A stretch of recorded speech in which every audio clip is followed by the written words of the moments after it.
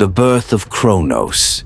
Listen closely. Before Olympus, before thunder, before the gods you remember by name, there was a time when the sky itself was a tyrant and the earth trembled beneath his weight.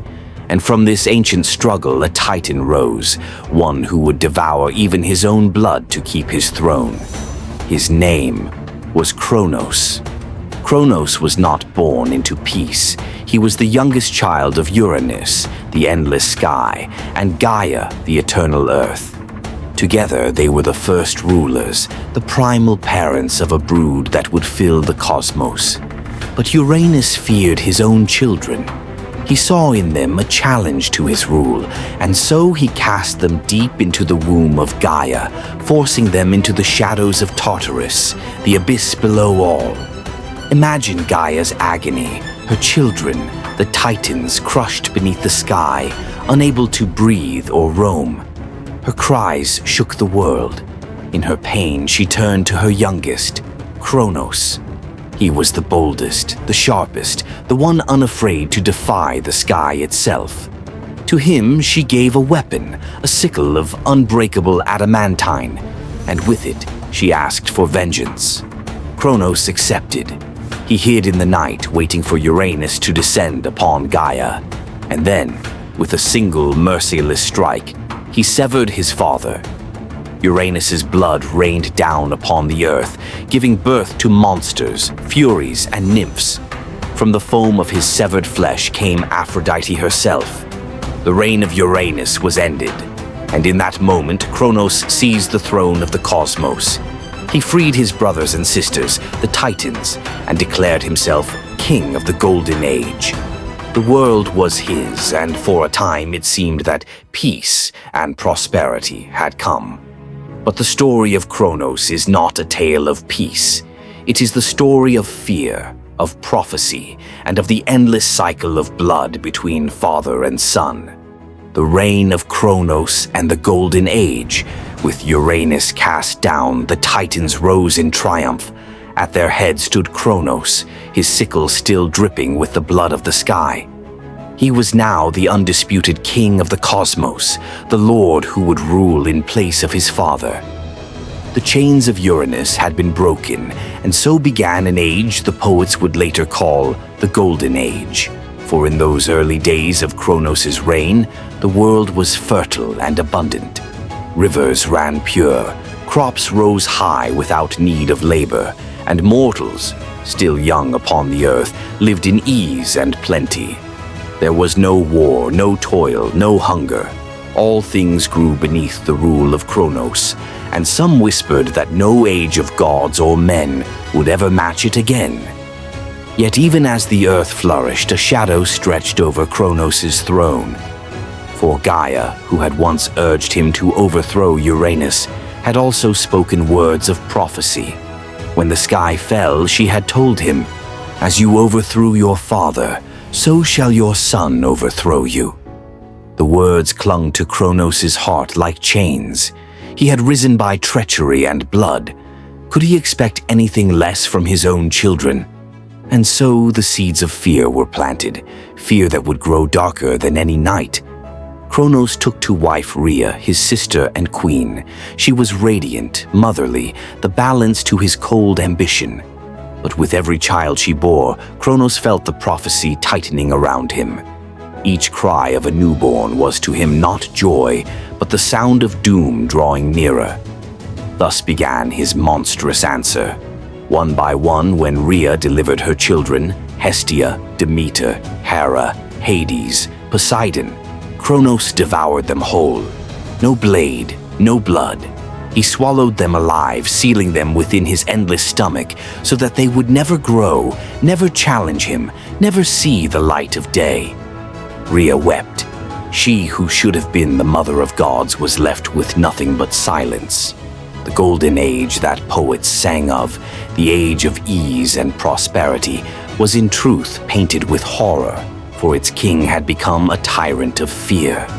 Cronos sat upon his throne, bloated with the lives of his own children, the prophecy held at bay, but never broken.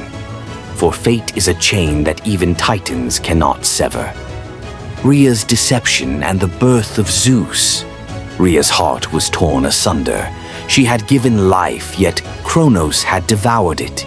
Each birth ended in horror, each cradle swallowed into darkness. The earth herself mourned with her, for the heirs of heaven and earth, the gods who might rule, were trapped inside the belly of their father. But prophecy does not falter, and fate always finds its path. When the time came for her sixth child, Rhea could endure no more. She sought out her mother, Gaia, and whispered her grief into the soil. Gaia, ancient and patient, revealed to her a plan. In secret, Rhea traveled to the island of Crete, to the shadowed cave of Dicte. There, far from Cronos' gaze, she gave birth to her youngest son, Zeus. His cry echoed softly in the cavern, guarded by the earth itself. Some say the Curates, armored spirits, danced and clashed their weapons outside the cave to drown out the infant's wails so Cronos would hear nothing. Others tell of the goat Amalthea, who nursed the child with her milk, her golden horn spilling abundance that no Titan could deny. But to Cronos, Rhea carried not her living son, but a trick. She swaddled a stone in fine cloth, and with trembling hands she presented it to him. Cronos, ever blinded by his fear, never questioned. He opened his jaws and swallowed the stone whole. He did not know that his doom had already escaped him. Thus Zeus grew in secret, hidden from the Titan's hunger. He became strong, cunning, and unyielding, fostered by nymphs and fed by the earth's gifts. While Cronos sat on his throne, bloated with false security, his son sharpened himself into the very blade of destiny. The cycle was in motion. The son who would overthrow the father had been born, and Cronos, though he swallowed stone and child alike, could not escape what the fates had spun. The Titanomachy, the war of gods and titans. Time passed, and the child of Crete grew to manhood. Zeus, youngest son of Cronos, burned with the knowledge of his father's crimes. He had heard the whispers of swallowed siblings, of prophecy, of the endless cycle of blood between parent and child, and he swore he would be the end of it. Guided by Gaia, Zeus sought allies. First, he gained the trust of Metis, the goddess of cunning thought. She brewed for him a potion of terrible power, a draught that would force Cronos to disgorge all that he had consumed. With stealth and guile, Zeus offered this drink to the unsuspecting Titan king. Cronos drank. His great stomach roared like thunder. And then he heaved, and from his jaws burst forth the gods he had swallowed: Hestia, Demeter, Hera, Hades, and Poseidon. They emerged not as infants, but as full-grown deities, immortal and filled with fury. The family Cronos had tried to erase now stood before him, united under Zeus. Thus began the Titanomachy, the war of the Titans. For 10 years the earth quaked and the heavens burned. On one side stood Cronos and his brothers, the elder Titans. On the other, Zeus and his freed siblings, the new gods of Olympus. The clash was not of armies, but of worlds, mountain against mountain, sea against sky, flame against stone. Cronos wielded the sickle that had felled Uranus, his strikes cleaving the air itself. Yet Zeus raised the weapon no Titan could match, the thunderbolt gifted by the Cyclopes, whom he had freed from Tartarus. The lightning of the sky split the shadows, and with every strike the balance shifted. At Zeus's side fought his siblings. Poseidon shook the seas with his trident. Hades wielded the helm of invisibility, sowing terror among Cronos' ranks. The gods moved with fury born of betrayal, their vengeance echoing across creation. In the final clash, the Titans fell. Cronos, the devourer of children, the tyrant of the Golden Age, was cast down.